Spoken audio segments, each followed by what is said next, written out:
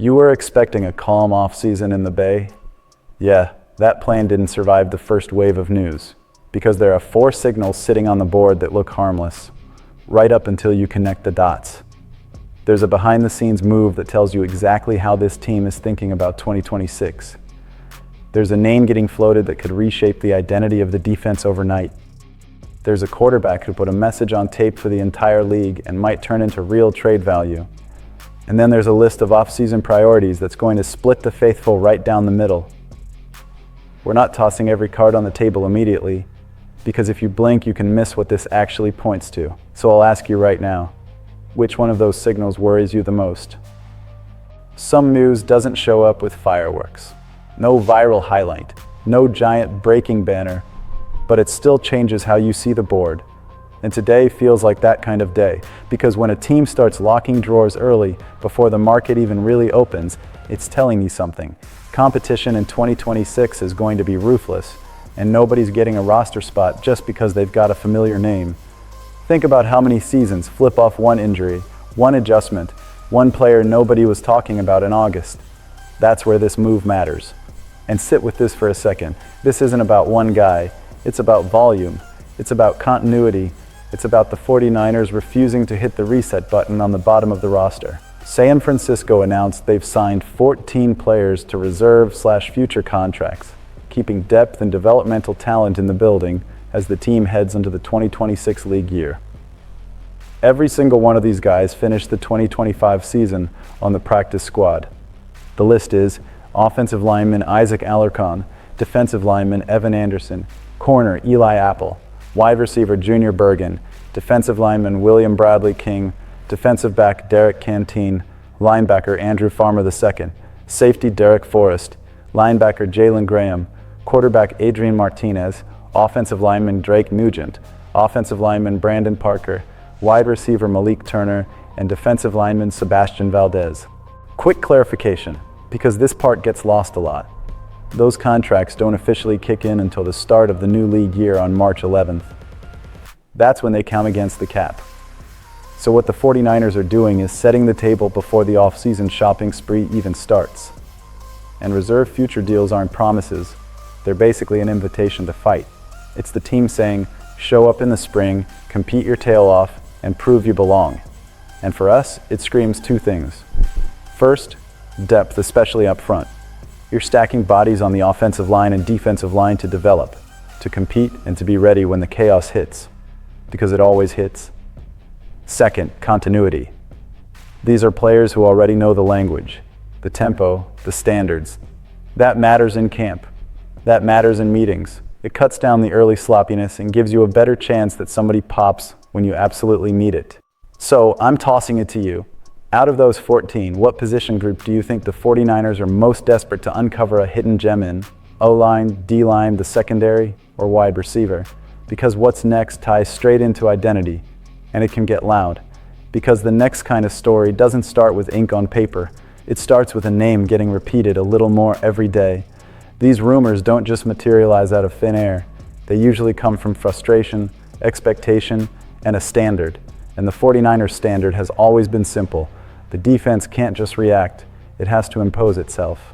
There's talk right now that Brian Flores could be a real name on San Francisco's radar if there's any change at the top of the defense. Nothing's confirmed yet.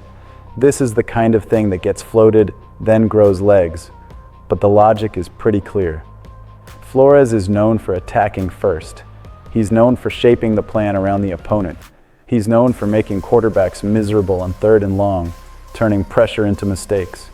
And that fits the DNA of a franchise that lives on shortening the field and creating takeaways. If you're opening up a defensive coordinator job, you don't just hunt for continuity, you hunt for someone who brings fear. Flores fits that profile. And it's not just X's and O's. It's attitude, it's accountability, it's a defense walking onto the field with that vibe of, you're not breathing today.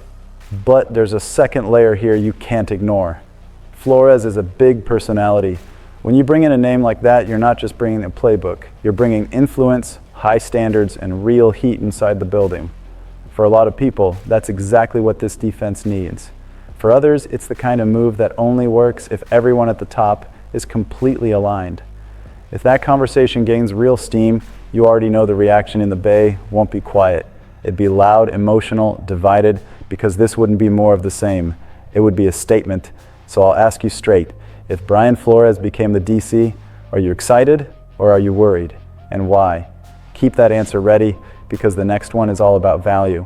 While everyone argues scheme and identity, there's another storyline simmering in the background that can turn into league-wide chatter fast.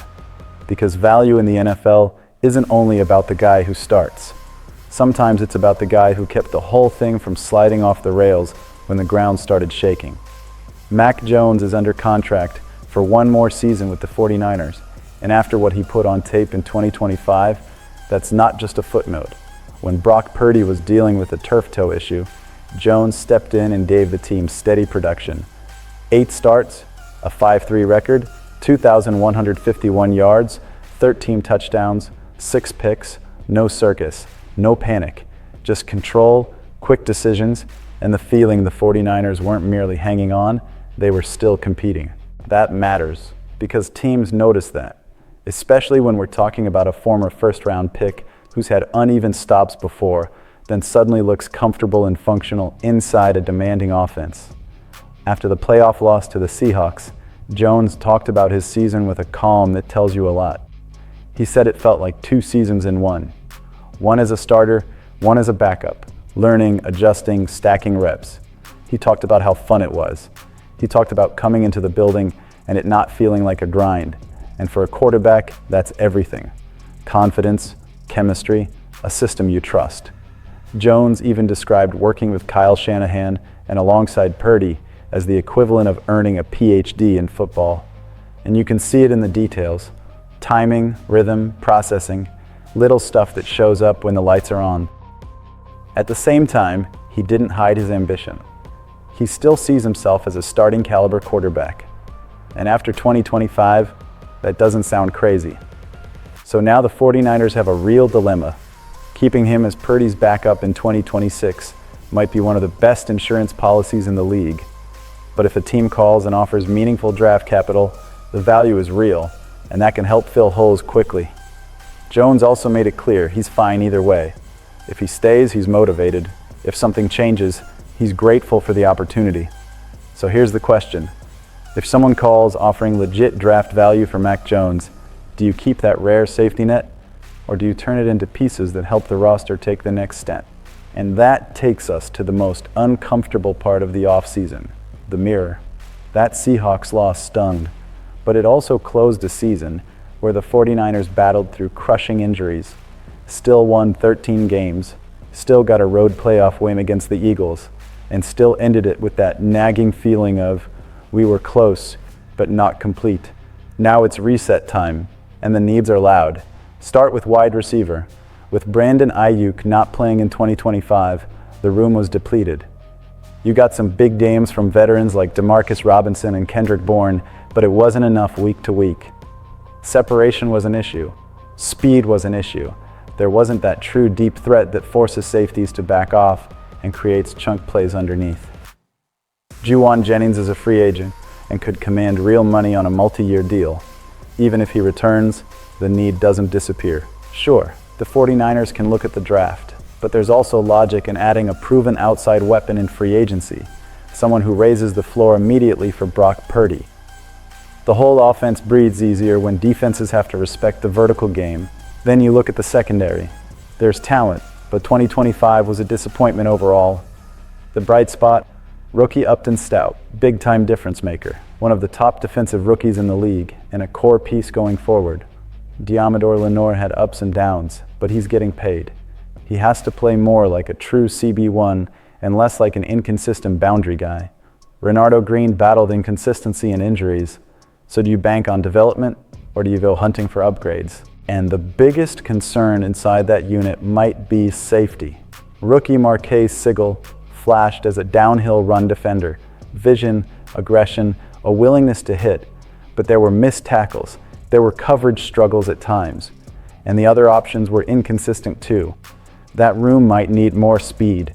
The 49ers haven't poured big money into it, but they've invested draft capital there, and now the decisions are real. Finally, offensive line.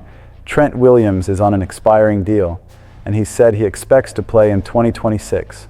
That makes a 1 or 2 year extension feel logical after a strong 2025. But Spencer Burford is a free agent at left guard. Dominic Pooney had ups and downs and battled injuries, so that spot isn't guaranteed either. Center and right tackle should be locked in, but the interior could be a priority if you're serious about keeping the offense steady and keeping Purdy clean. So here we are, depth being built quietly, a defensive identity conversation that could get spicy, a quarterback turning into an asset, and clear roster needs that can't be ignored if the goal is February, not just January. The 49ers aren't starting over, they're adjusting the course, and that's what feels exciting and scary at the same time. Now I want it from you. Which one of these stories hits you the hardest when you think about 2026? Drop your take in the comments, hit that like button, make sure you're subscribed, and let's talk this out like the faithful does. Loud, honest, and all in.